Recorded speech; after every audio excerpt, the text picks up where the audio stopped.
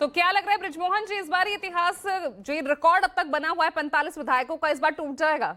क्योंकि बगावत वहां नहीं है, आपके यहाँ पर भी है। पूजा जी देखिए, सबसे पहले तो मैं आपको स्पष्ट कर दूं, महाविकास अघाड़ी महायुति में और विशेष रूप से नेशनलिस्ट कांग्रेस पार्टी में किसी भी प्रकार का सीटों को लेकर कोई ना असंतोष है और ना ही हमारे यहाँ पे इस प्रकार की कोई बगावत हो रही है। ये बात बिल्कुल स्पष्ट है।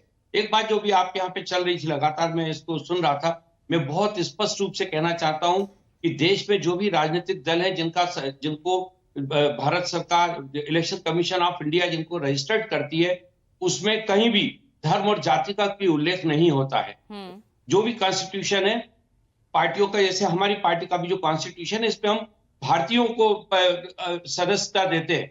तो हमारा उद्देश्य बहुत ही स्पष्ट है, हम किसी धर्म और जाति के ऊपर बात नहीं करते। राष्ट्रवादी कांग्रेस पार्टी तो फिर बटेंगे पूरी तौर से इस बयान के क्या मायने हैं? पूरी धर्म, मैं आपसे ये कहना चाहता हूँ, ये जो चुनाव हो रहा है, लोकतंत्र का ये जो चुनाव है, ये संविधान के अंतर्गत हो रहा है। वो संविधान के अंतर्गत बहुत ही स्पष्ट है, भारत के हर नागरिक को समान अधिकार और भारत के हर नागरिक को एक सम्मान देने की भी बात है। हम लोग उस पर विश्वास करते हैं, हम किसी जाति और धर्म के मामले में बात नहीं करते। राष्ट्रवादी कांग्रेस पार्टी का इस मामले में स्पष्ट है। देखिए, हम लोग गठबंधन महायुति में हम लोग हैं। हम लोग वहां पे एक कॉमन मिनिमम प्रोग्राम के अंतर्गत है। हमने अपनी विचारधारा से या हमारे संविधान में जो हमने मूल्य स्थापित किए अपनी पार्टी के, उससे हम लोगों ने किसी प्रकार का कोई भी समझौता कहीं नहीं किया है। इसका बहुत बड़ा उदाहरण ये है, हमारे नेता आदरणीय अजीत दादा पवार ने ये स्पष्ट रूप से कहा कि हमको मिलने वाली जो सीटें हैं, उनमें से 10% सीट हम अपने अल्पसंख्यक साथियों को देंगे, और वो हम दे रहे हैं। इसी प्रकार से भी हम लोगों ने जम्मू कश्मीर में वोट बैंक की खातिर तो आप इस गठबंधन में बने हुए हैं ना? नहीं, हम लोग कॉमन मिनिमम प्रोग्राम के अंतर्गत है पूजा जी। हम जो सरकार को चलाने अगर आंकड़ों के हिसाब से देखें तो सरकार जो सत्ता के लिए जो आंकड़ा चाहिए वो है, वो तो शिवसेना, शिंदे गुट और बीजेपी के साथ ही पूरा हो जाता है। लेकिन बात तो उसी वोट बैंक की आ जाती है ना।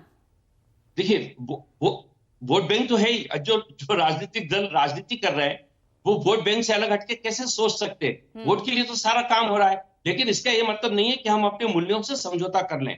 वोट लेना और वोट के लिए जनता के पास जाना और अपने मूल्यों से समझौता करना, ये अलग अलग चीजें।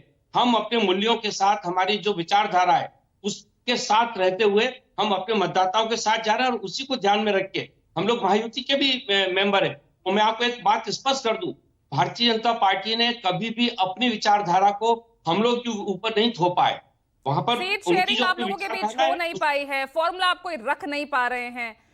नहीं, सीट शेयरिंग हो चुकी है, ये बात जरूर है कि उसकी घोषणा हम लोग अपने ढंग से कर रहे हैं। सभी तीनों दल अपने अपने ढंग से कर रहे हैं, सारी चीजें हो चुकी है। कहीं आपको किसी ने आज तक, हमारे तीनों गठबंधन के साथियों ने, किसी ने भी आकर असंतोष जाहिर नहीं किया है। हमारे यहाँ पे कोई संजय राउत जी नहीं है जो सुबह 9 बजे उठे और लगातार अंदर की सारी बातें पूरे देश के सामने रख के और महाविकास अघाड़ी के अंदर की सारे झगड़े और नाइटफाकियों की जानकारी देश को दे। लेकिन अमित शाह तो है ना जो सीधा ऑर्डर दे देते हैं, कोई बगावत नहीं होनी चाहिए, बगावतों को हवा नहीं मिलनी चाहिए।